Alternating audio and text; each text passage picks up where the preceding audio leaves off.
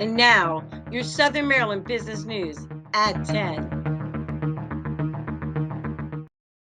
Good morning, Southern Maryland businesses. Welcome to TCCSMD's Best on Tuesdays, with business news you can use, bringing you the latest headlines and insights that impact our region's economy. I'm Yvette Turner, Lead Business Engagement Specialist here at the Tri-County Council for Southern Maryland, and here are today's top stories. In the news today, the Maryland Office of Financial Regulation has joined 47 other state agencies in an $80 million enforcement action against Block Incorporated, the parent company of Cash App, for violations of the Bank Secrecy Act and anti-money laundering laws.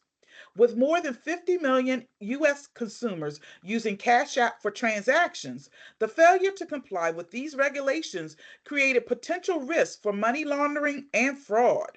Maryland's share of the settlement is approximately $1.6 million, and Block must also hire an independent consultant to review and improve its compliance policies. For Southern Maryland businesses, especially those utilizing digital payment platforms, this case underscores the importance of regulatory compliance and fraud prevention. Local entrepreneurs should ensure their own digital transactions align with financial regulations to avoid penalties and maintain consumer trust.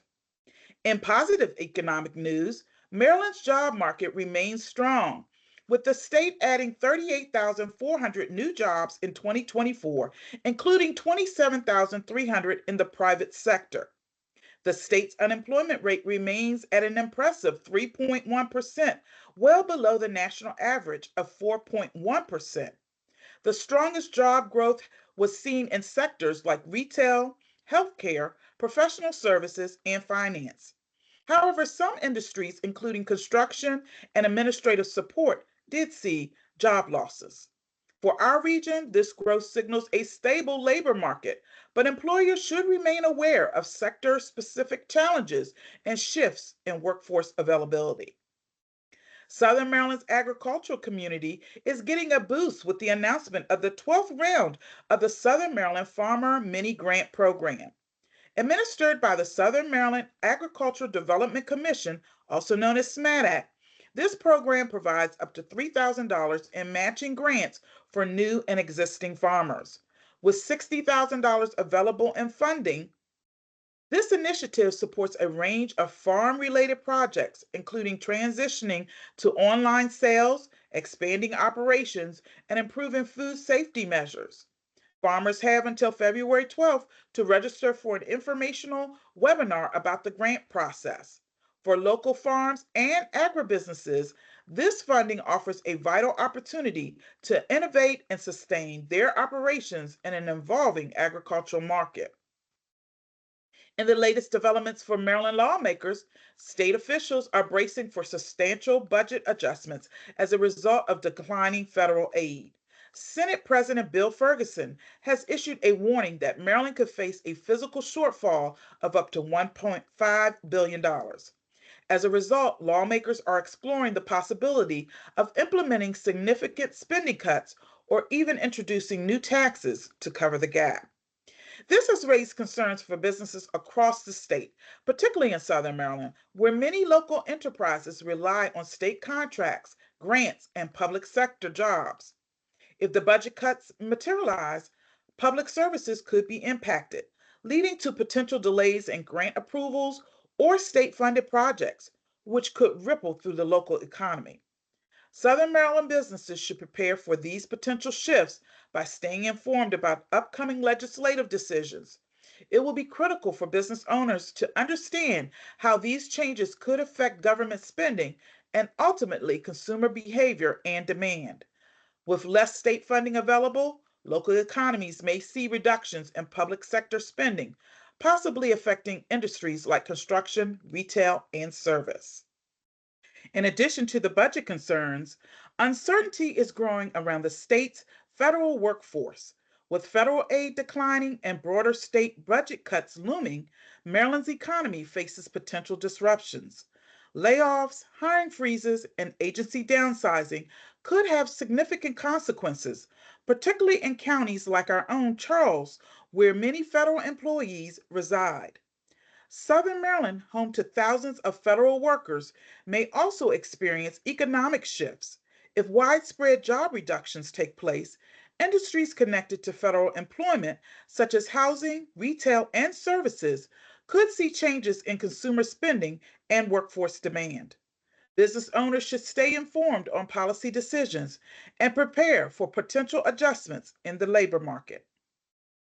And that's all for today's headliners. Stay tuned for more news updates with my colleague, Jackie Chambers. On to you, Jackie. Thanks, Yvette. Calvert County residents speak out. What's working and what needs fixing?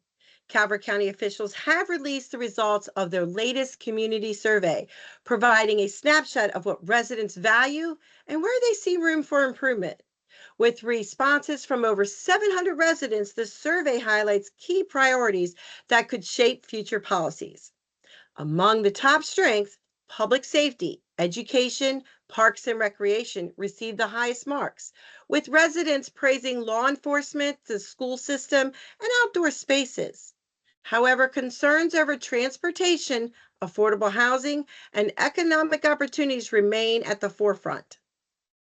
County leaders are already taking action, eliminating bus fares to encourage public transit use, exploring zoning updates to increase housing options, and launching a campaign to attract higher paying jobs. Future surveys will track progress and keep officials accountable. Now, shifting from community-wide improvements to this week's industry buzz, we're spotlighting a local entrepreneur who's making waves in the medical field. Dr. Liz Claiborne, an ER doctor, business owner, and a mother, is tackling a common but often overlooked issue: nosebleeds. Dr. Claiborne's innovative new device, the NasaClip, is helping people stop nosebleeds quickly, reducing unnecessary ER visits and making at-home treatment easier than ever. Before we dive in, take a look at this video. Watch as she explains how it works and why it could be a game changer for families and emergency rooms alike.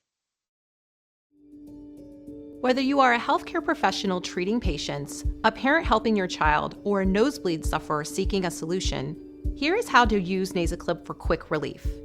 Your NasaClip arrives in packaging like this, with individually wrapped NasaClips inside. NasaClip comes in both adult and pediatric sizes. The boxes are color-coded for sizing.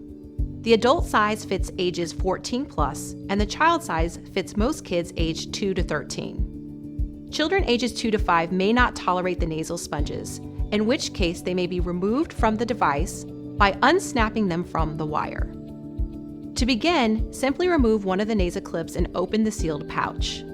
You may add medication to the sponges if directed by a healthcare professional before inserting the device. If you are assisting someone else, or if you are inserting the NasaClip yourself, the following steps are the same. Step 1. Bend the head forward and blow forcefully to clear the nose of any clots. Step 2. Pull apart pinch pads and rotate them away from the sponges to make it easy to insert both NasaClip sponges into the nostrils with the curve pointing upwards. Step 3. Rotate the clip into place and firmly squeeze shut over the nostrils. Step 4. Leave the device in place for 10 to 20 minutes.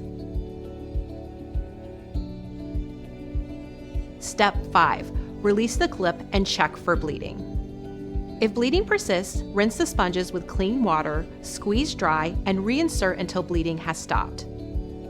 Please seek medical assistance for nosebleeds lasting longer than 30 minutes. Each NasaClip can be used for one nosebleed episode. Please visit us at nasaclip.com for more information. If you've ever dealt with nosebleeds, you know it can be frustrating, right? After discovering that 1 in 200 ER visits are due to nosebleeds, Dr. Claiborne knew something had to change. As a medical resident, she was trained to use a makeshift solution, taping 2 tongue depressors together to pinch the nose, but quickly realized there had to be a better way. Her innovation, the NasaClip, a hands-free device with 2 soft sponges and a clip that applies constant pressure to stop nosebleeds effectively. And for Dr. Claiborne, this isn't just a medical breakthrough, it's a personal thing as well. As a mother, she even used NasoClip on her own daughter, proving how simple and effective it is for families to manage nosebleeds at home. Dr. Claiborne also credits the Maryland Technology Development Corporation, TECO, for being her company's first investor and for continuing to support her vision by investing in every funding round since. TECO's backing has helped bring NasoClip from an idea to a product that's now helping people manage nosebleeds more effectively. I can personally relate to this struggle. Just last year, a blood vessel bursted in my nose, and I'll tell you, I found myself scrambling for tissues and ice packs, anything that I could get it to stop. I leaned my head back, nearly choked, then later learned that's not something that's recommended. I was also that kid who had to go to the ER as my mother took me to get my nose to stop, and my nose had to ultimately be cauterized. Let's face it, nosebleeds are just so frustrating. Having a quick, effective solution like this could be a game changer for so many people. Dr. Claiborne's vision isn't just about convenience, it's also about empowering people to manage minor medical issues themselves. With ER wait times on the rise, innovations like NasoClip could make a real difference in how we handle everyday health concerns. Wouldn't you agree? Would you give it a try? Let us know. While the NasoClip is currently designed for single use, the company is launching a reusable device due to popular demand. The device is currently being produced at Harbor Designs and Manufacturing in Baltimore. In addition to the NasoClip being sold online, it can also be found at the University of Maryland and MedStar Health facilities, all Express Care urgent care centers, numerous schools throughout the state, and in Disney's U.S. parks and cruise line. Dr. Claiborne tells us that nurses in particular love the NasoClip. While working on the front lines and seeing patients in triage, they can pop on the device quickly and decompress patients with ease. Dr. Claiborne isn't just the founder and CEO of the NasoClip business. She's also a single mom of two, a faculty member of the University of Maryland School of Medicine, and continues to work as an ER physician. Her dedication even garnered recognition from Maryland Governor Wes Moore during his State of the State address last year, praising her as an inspiration for residents across the state. You want to learn more about the company? You can go to nasoclip.com. And with that, I'd like to wrap up this week's newscast. We thank you for joining TCCSMD's Best on Tuesday news you can use. Have a question about anything on this newscast? Reach out to us at our BES team at BESTeam at TCCSMD.org. Have a wonderful day.